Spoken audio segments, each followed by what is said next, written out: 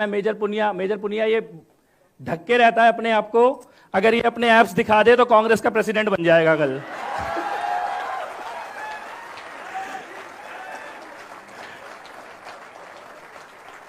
उधर एप्स पे बनते हैं प्रेसिडेंट, ऐप होना चाहिए बंदे में, वो गांधी परिवार में ही पैदा होगा।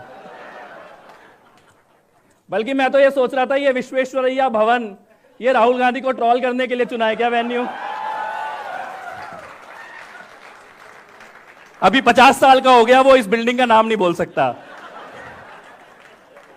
मैंने कहा इसे समंदर में कुदा रहे हो या चुल्लू पर पानी में डूबने लायक है। जब मैं आया तो कुछ लोगों ने एक नारा लगाया और मैंने ये मुरली जी को बोला कि आपने बहुत अच्छा किया कि ये इधर भाग्यनगर हैदराबाद में ये डिजिटल हिंदू कॉन्क्लेव किया, इधर हमारा साला रहता है।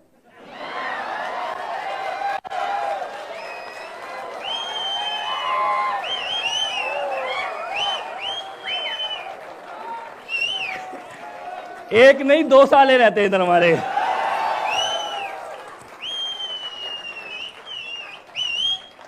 वो रिश्ते में तो हमारा साला लगता है, लेकिन क्या करें उसके खून में गद्दारी है। जिसने पीटा को इतना पीटा कि मुझे लगता है हलाल तो बहुत होते होंगे, झटके से मरा हुआ हमने देखा है पीटा को।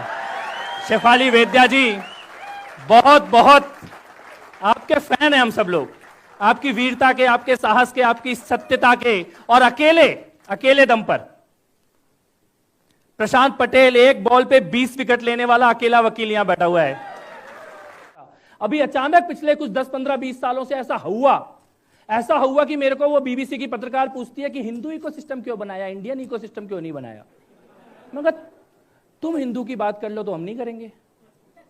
अगर तुम्हारे पेट में दर्द होता है हिंदू की बात करने से तो कोई तो कपिल मिश्रा खड़ा होगा उस बात को करने के लिए। और ये केवल अंगड़ाई है, अभी तो हमने केवल आंखें खोली हैं, अभी तो हम उठ के खड़े नहीं हुए हैं, अभी तो हमने चलना शुरू नहीं किया है।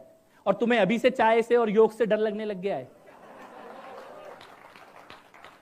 चाय वाले का तुम बिगाड़ क्या लोगे, और योग वाला आ गया तो तुम उखाड़ कुछ नहीं पाओगे।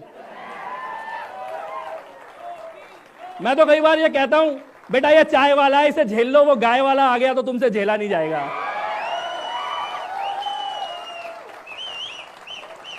बिल्कुल सही कह रहा था प्रदीप भाई, बिल्कुल सही कह रहा था। अपने हक के लिए बोलना कम्युनल है क्या? अपने हक के लिए बोलना तो आतंकी है क्या?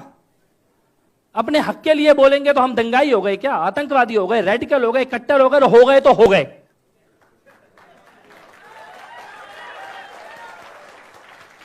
हमें तो बचपन में पिताजी ने एक बात सिखाई थी, बेटा किसी को मार के तो आइयो मत और पिट के तो बिल्कुल मत आइयो।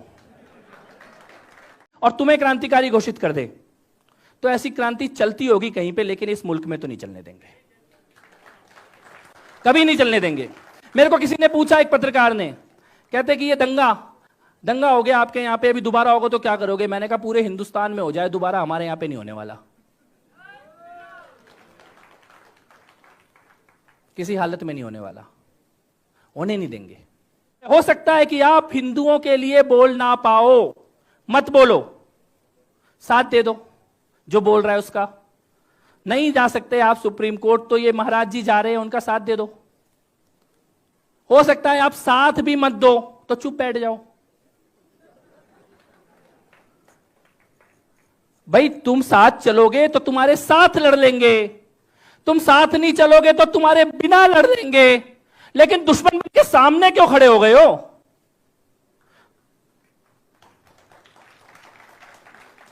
जो चंद लड़के लड़कियां वीर वीरांगनाएं निकल रहे हैं, हिम्मत कर रहे हैं, उनके दुश्मन बन जाओगे क्या? तो दुश्मन से लड़ रहे हैं तो तुमसे भी लड़ लेंगे।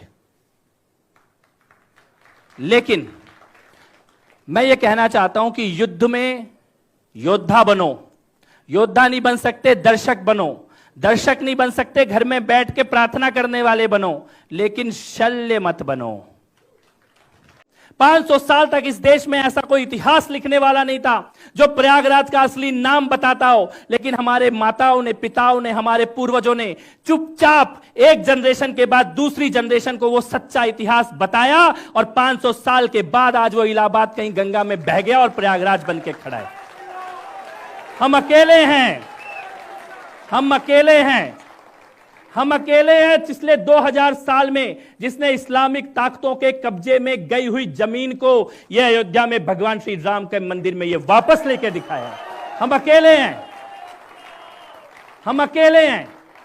वो जम्मू कश्मीर में 370 के नाम पे जो इस्लामिक ताकतों के हाथ में पूरी की पूरी जमीन सौंप दी गई थी, उसको वापस लेने वाले पूरे विश्व में 2000 साल के इतिहास में अगर कोई एक समाज है तो वो हम हैं, किसने वापस लिया है।